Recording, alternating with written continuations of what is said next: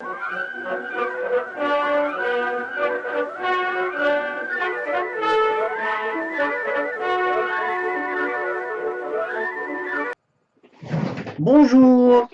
Today we're going to be talking about an ink that was sent to me by Philippe. Philippe, thanks a lot.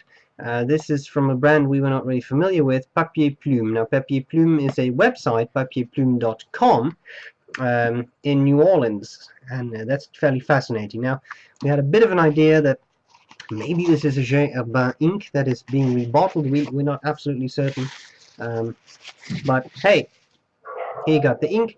Cute little vintage looking bottle with a label that actually looks like it's from an inkjet printer or something, which I think just adds to the charm.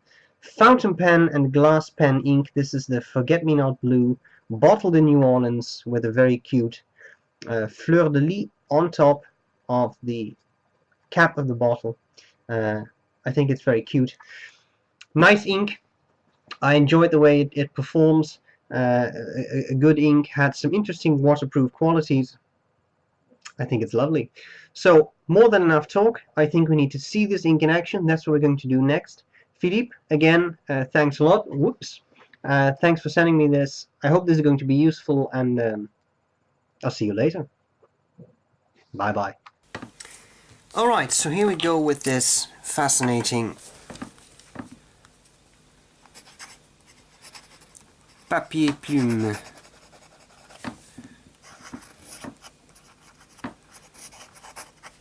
Forget-Me-Not Blue. Let's start with a bit of fine writing.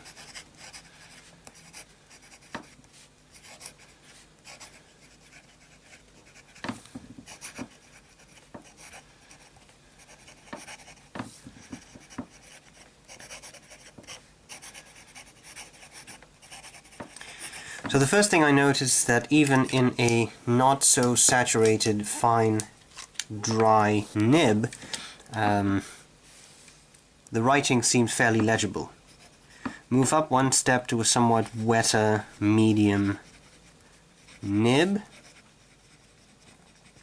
and legibility improves significantly.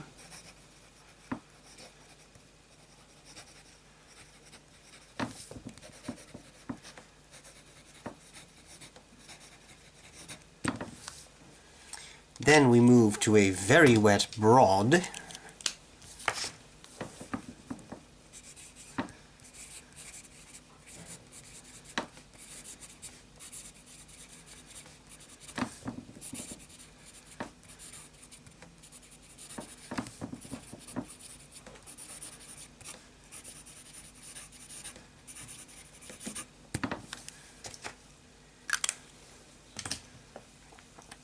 And then an italic.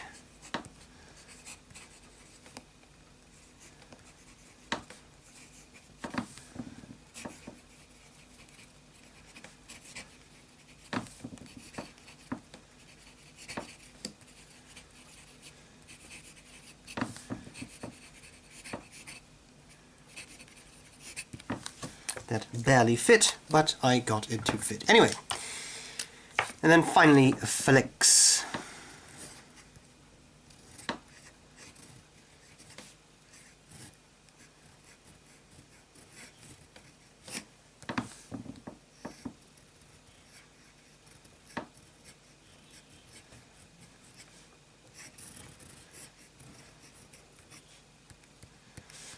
Look at that. Flow keeps up. Very nice. Let's start to do a couple of passes.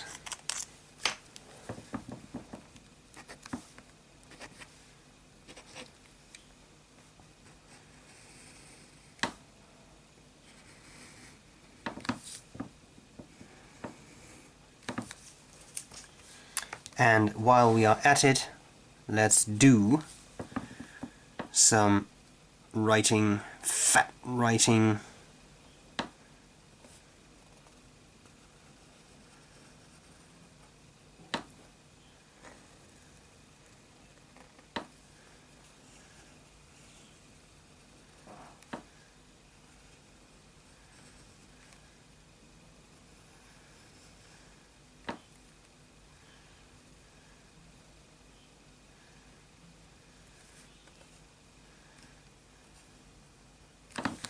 B for blue. Or brown. Huh. Anyway. Bit of medium writing.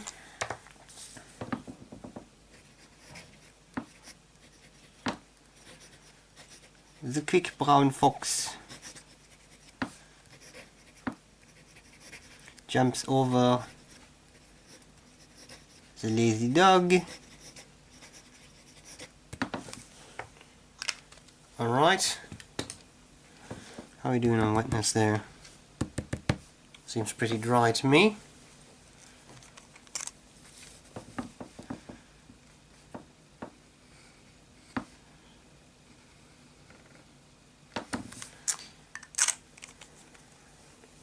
Then I think we can have a look at the bastard brush.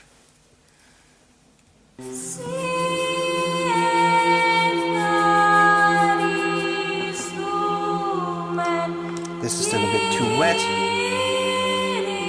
So then there is, of course, the moment you have all been waiting for, the Tardif test.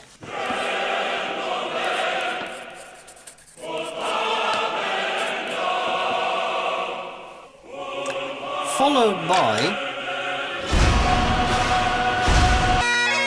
the Brown benchmark. I think it's time for a third pass.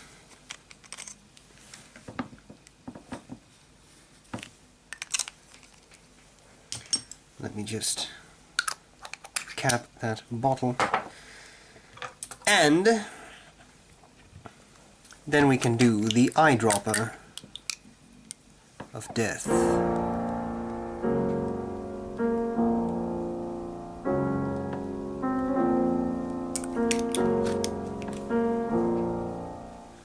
Okay. And I think we can start to work on our scorecard. Now let's interpret some of the things we've seen here. So, as to shading, I'm not particularly impressed with this blue. I mean, there's not a whole lot going on. In my experience, a lot of blues don't really shade extremely well. There are a few exceptions, but in general, I don't think this is a magnificently shading ink. You do see that in the triple passes it goes from a lighter blue to a darker blue, but the difference is not excessive, so there just isn't a lot of shading going on. It is an intense blue, fairly vibrant. When it comes to waterproofness, to my surprise, I have wiped over this stuff with a wet brush, and all the reading is still legible. Now I expected it to be wiped out. A lot of blues are not really that waterproof. That's kind of nice. Here we get some more shading from darker to lighter. Brown benchmark shows some nice shading. And let's just take a tissue here and get rid of the excess water of the very fat writing. And you see what that does. All of that letter is still there too. So as to waterproofness, I'm fairly impressed by this ink. So let's start to draw up a scorecard. I have already cleaned the pen with this, and I found it very easy to clean.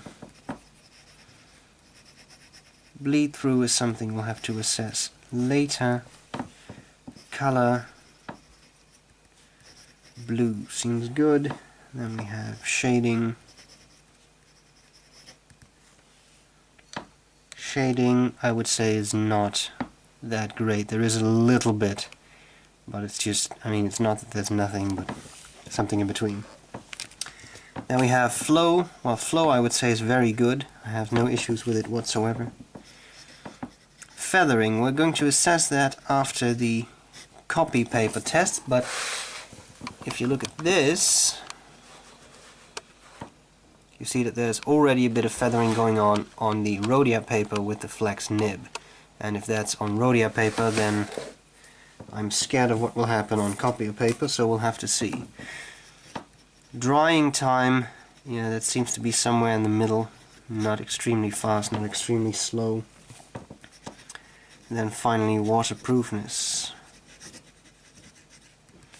Well, with all due respect, all the writing is there. Same thing there. It's definitely faded, but it's there, so I'm giving it full marks on that account.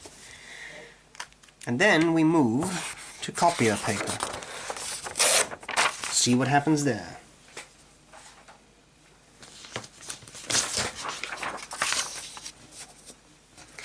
Let's start.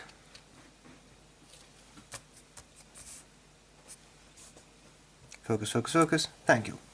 Let's start with some fine writing.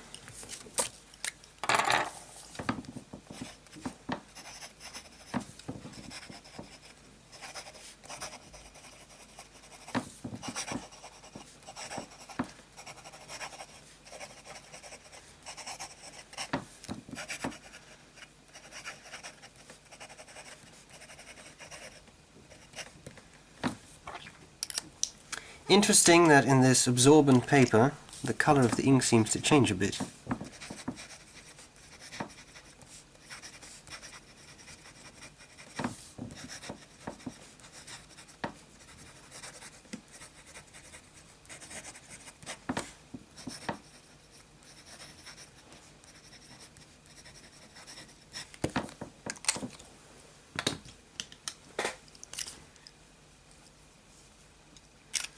Then we have broad.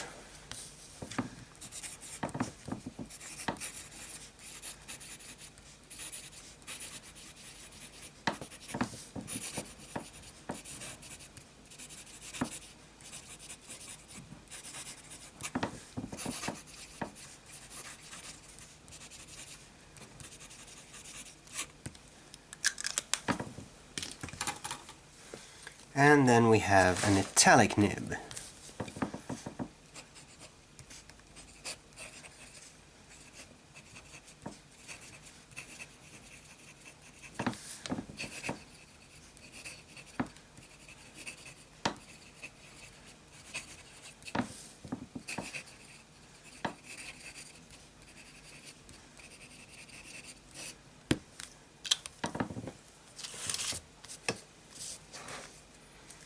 Now let's start to look at some flecks. Before I do that, I just want to squeeze some ink out, because I don't really like those results. I find them a little weird.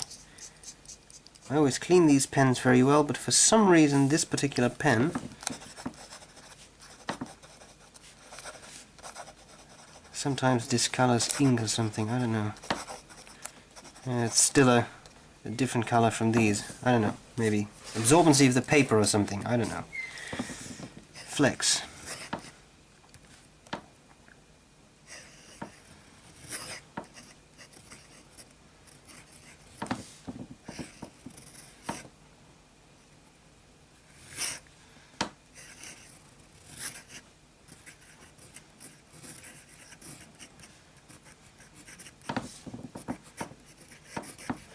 Foxes and forget-me-nots.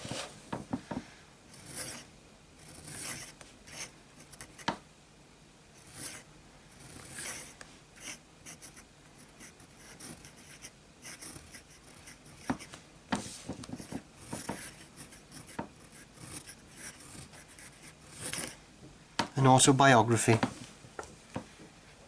I don't know of whom, but it's probably an autobiography of someone. Let's do a little bit of fat writing.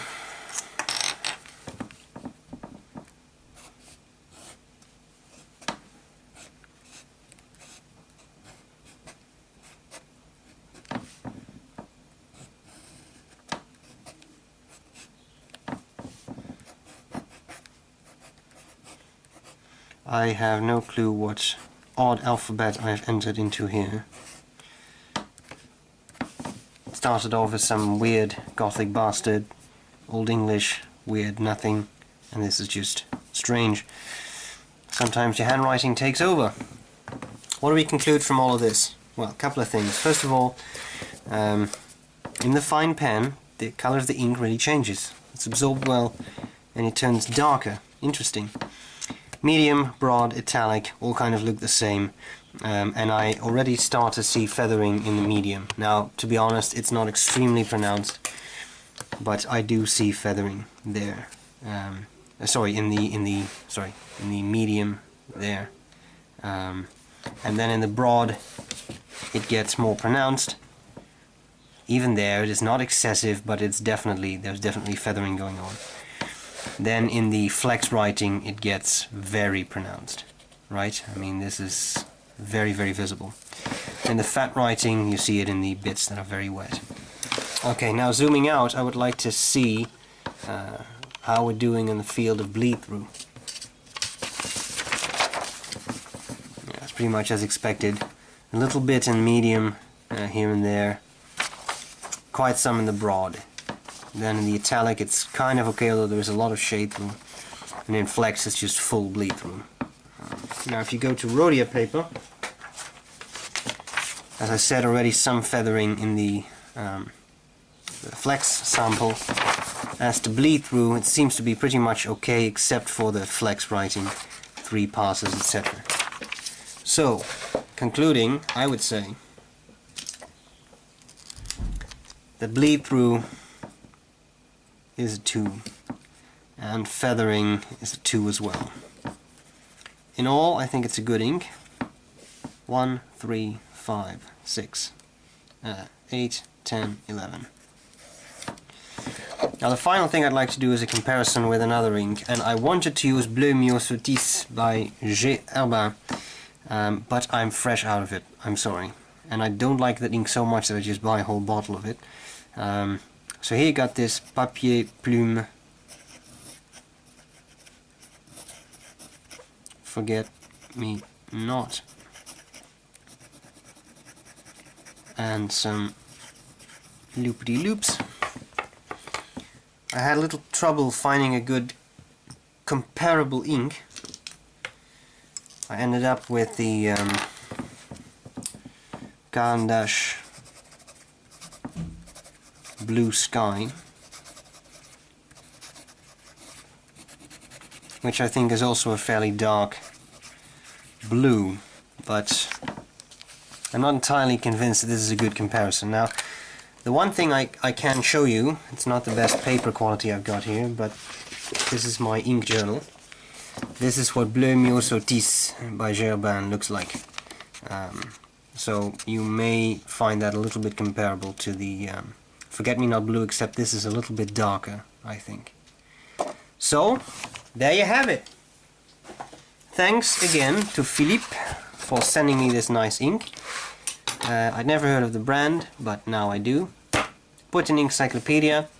I hope this was useful, and I'll see you later. Bye bye.